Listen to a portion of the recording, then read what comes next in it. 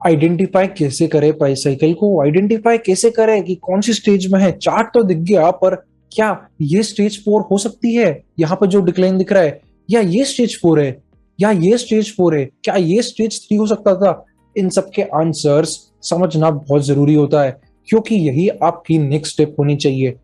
इसके लिए आपको दो मूविंग एवरेजेस यूज करने। एक है 10 वीक ईएमए, मैं यहाँ वीकली चार्ट्स की बात कर रहा हूं, इसलिए आप अटेंटिव रहिएगा। Second 20 exponential moving average. काफी सारे लोगों के डाउट आते हैं कि एक्सपोनेंशियल मूविंग एवरेज क्यों, सिंपल भी तो ले सकते थे। इसका कोई स्ट्रेट फॉरवर्ड आंसर मेरे पास नहीं है, ये मेरे लिए वर्क कर रहा है और इसलिए मैं इसे यूज करता हूं।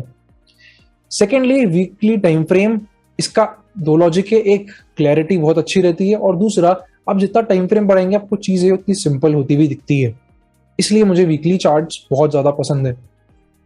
बात करते हैं प्राइस साइकिल की। तो आपने ये मूविंग एवरेजेस लगा दिए चार्ट्स पे, 10 ईएमए वीकली और 20 ईएमए ऑन वीकली, एंड आप कोई भी स्टॉक अगर देखेंगे तो आपको वो स्टॉक कुछ इस तरीके से मूव होता हुआ दिखेगा। जैसे जैसे स्टॉक प्राइस आगे बढ़ता जाता है, वैसे वैसे जो आपकी शॉर्टर टर्म मूविंग एवरेज होगी, यानी कि 10 ईएमए, वो आगे बढ़ती जाती है। सिंपल सा लॉजिक है, शॉर्टर मूविंग एवरेज है तो प्राइस अगर आगे बढ़ रहा है तेजी से, तो वो भी आगे उसके साथ ज्यादा तेजी से बढ़ेगा। और जो पीछे वाला मूविंग एवरेज है 20 ईएमए, वो उस थोड़ी स्लो स्पीड से बढ़ेगा, क्योंकि वो 20 दिन का एवरेज है। इसलिए ये रेड लाइन धीरे से ऐसे ऊपर जाती है और फिर यहाँ पे एक पर्टिकुलर पॉइंट पे जब ये वापस से क्रॉस बैक करती है, जब ये 10 ईएमए वापस से नीचे आती है, तो वो एक प्राइस साइकिल कंप्लीट होता है। देखिए काफी सारे लोग अभी ये भी सोच सकते हैं कि मैं यहाँ पे क्या बोल रहा हूँ। मैं आपको ये नहीं बोल रहा हूँ कि आपको इस प्राइस साइकिल पे एंटर होना है और इधर एग्जिट होना है। ऑब्जेक्टिव ये है कि अभी आपको ये समझ में आए कि साइकिल फ्लो कैसे करती है। ये कंसेप्चुअल लेवल की क्लैरिटी है।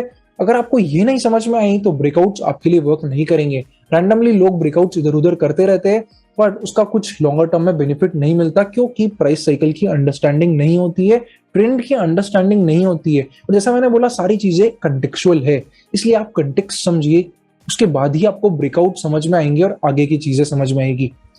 तो यहाँ पे ट्रेंड का स्टार्ट हुआ, यहाँ पे साइकिल एंड हुई और डाउन साइकिल चालू हुई, फिर यहाँ पे वापस से साइकिल स्टार्ट हुई, फिर साइकिल यहाँ पे एंड हुई।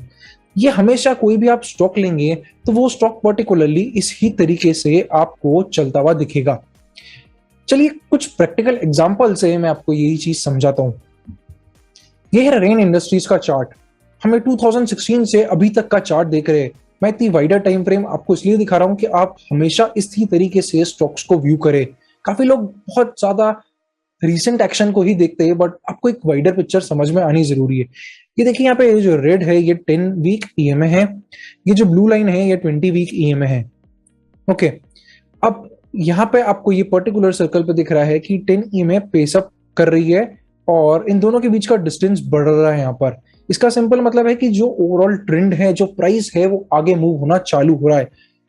अब यहाँ पे साइकिल का स्टार्ट था, इसके बाद आप देखिए कि ये कभी भी वापस नहीं आया, हमेशा 10 ईएमए ऊपर ही रहा, 20 नीचे ही रहा, और पर्टिकुलरली यहाँ पर जाकर ये आपका ओवरऑल साइकिल एंड हुआ, जहाँ पे 10 ईएमए ने ऊपर से क्रॉस करा 20 ईएमए को।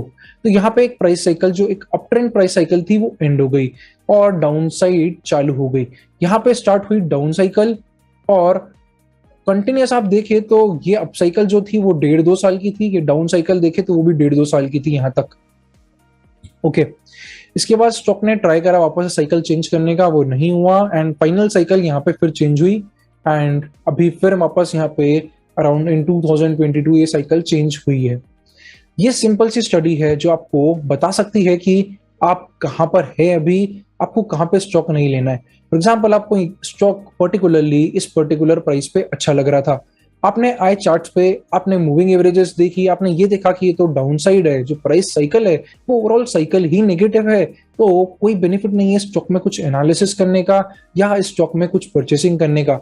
एक चीज हमेशा याद रखिए, एज अ ट्रेंड फॉलोअर हमको नहीं पता कि बॉटम कहाँ पे बनेगा। यहाँ पे खरीदा, पता पड़ा और नीचे गया, यहाँ खरीदा और नीचे चला गया। टॉप से देखेंगे आप कोरोना वायरस के बॉटम को, स्टॉक अराउंड 75 to 80% तक करेक्ट हो गया था। तो अगर आपने ये स्टॉक यहाँ खरीदा और आप नहीं बेच पाए, तो आपको 2 साल 3 साल बाद स्टॉक वापस वही मिला। तो ऐसे तो कहने में आपके पास 5 बैगर 6 बैगर आपने प्रॉफिट कमा लिया था एक पर्टिकुलर पॉइंट पे, बट आपने मार्केट को वो सारा कमाया हुआ प्रॉफिट वापस से खुशी खुशी दे दिया। तो यही चीज मैक्सिमम लोगों के साथ होती है, प्रॉफिट कमाते हैं, यहाँ बहुत खुश होते हैं, यहाँ पता नहीं होता करना क्या, या एक्चुअली उनको पता पड़ता ही नहीं कि डाउन साइकिल भी चालू हो गई है, और वो होल्ड करते रहते हैं और फाइनली स्टॉक को पूरा एग्जिट दे देते हैं, स्टॉक पूरा रिटर्न वापस ले लेता है। अगर आप लॉन्ग टर्म इन्वेस्टर भी तब भी आप ये यूज कर सकते हैं, अगर आप मिड टर्म है तब भी आप यूज कर सकते हैं। ब्यूटी ये है कि आप ये हर जगह यूज कर सकते हैं, आपको जिस तरीके से इस प्राइस साइकिल को यूज करना है आप उसको कर सकते हैं। अब सेकेंड पार्ट करते हैं प्राइस साइकिल की। आप ये देख रहे हैं आप एक पर्टिकुलर ये प्राइस की लाइन है, तो प्राइस ऊपर गया, हमेशा इसी तरीके से प्राइस चलता है, ऊपर जाएगा फिर साइड में कंसोलिडेट करेगा, फिर ऊपर जाएगा फिर कंसोलिडेट करेगा, फिर ऊपर जाएगा फिर कंसोलिडेट करेगा। इसी तरीके से जब नीचे जाता है तब भी बेस एंड ब्रेक्स होते हैं। ये एक बहुत ही लॉजिकल चीज होती है। कैसे, हम बात करते हैं वापस से एग्जांपल के थ्रू। तो ये प्राइस साइकिल स्टार्ट थी, स्टॉक ऊपर गया फिर साइडवेज गया। ओके, क्या हो रहा है यहाँ पर? यहाँ पे सिंपल ये है, अगर आपको इसको कंसेप्चुअली समझना है तो इसका सिर्फ ये मतलब है कि स्टॉक ने एक अच्छा रन दिया, इस रन के बाद प्रॉफिट बुकिंग होगी। हर एक रन के बाद थोड़े थोड़े टाइम में स्टॉक में प्रॉफिट बुकिंग होती है। तो प्राइस साइकिल तो पॉजिटिव है ये पर्टिकुलर, बट इसमें भी प्रॉफिट बुकिंग बीच बीच में होती रहती है, क्योंकि हर एक का अलग अलग एनालिसिस रहता है। किसी को लगता है स्टॉक बहुत वैल्यूड ओवर वैल्यूड है यहाँ पर तो वो बेच देता है, किसको लगता है यहाँ पे ओवर वैल्यूड है तो वो यहाँ पे बेच देता है। एंड कभी कभी लोगों को सिर्फ कोई दूसरी अल्टरनेट अपॉर्चुनिटी अच्छी लगती है इसलिए वो स्टॉक को बेच देते हैं। तो बीच में प्रॉफिट बुकिंग होती रहती है, इसीलिए बेस एंड ब्रेक्स ओवरऑल जो है वो बनते हैं। तो स्टॉक ऊपर गया, बेस एंड ब्रेक, स्टॉक ऊपर गया, बेस एंड ब्रेक, एक ओवरऑल एक्सटेंशन आया एंड फाइनली स्टॉक रिवर्स हो गया।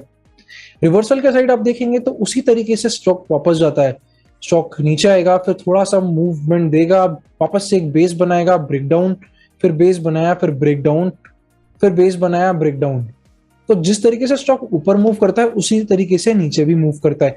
गलती क्या करते हैं लोग इसमें, एक कॉमन मिस्टेक, वो समझते हैं कि यहाँ पे स्टॉक का ट्रेंड चेंज हो गया है, यहाँ पे स्टॉक का ट्रेंड चेंज हो गया है। क्या रिवर्सली वो सोचते हैं कि यहाँ पे स्टॉक तो अपसाइड मूवमेंट देने वाला है तो यहाँ स्टॉक खरीद लेंगे, यहाँ पे स्टॉक खरीद लेंगे। एज अ रिजल्ट वो मार्केट को गिव अप करते जाते हैं पैसा, और ओवरऑल इतना पैसा कमाने के बाद भी एक पॉइंट पे एट द एंड जो रिटर्न्स है वो मार्केट के रिटर्न के आसपास ही होते हैं, क्योंकि इस पॉइंट पे जब एग्जिट होना चाहिए था दैट वाज द सबसे आखिरी डिफेंस की जो लाइन है वो ये लाइन थी, इधर भी एग्जिट आप नहीं करते। अब ये प्राइस साइकिल आपको इस तरीके से आइडेंटिफाई करना है। आप कोई भी स्टॉक में प्राइस साइकिल लगाएंगे कि आपको हमेशा इसी तरीके से मूव होती हुई दिखेगी।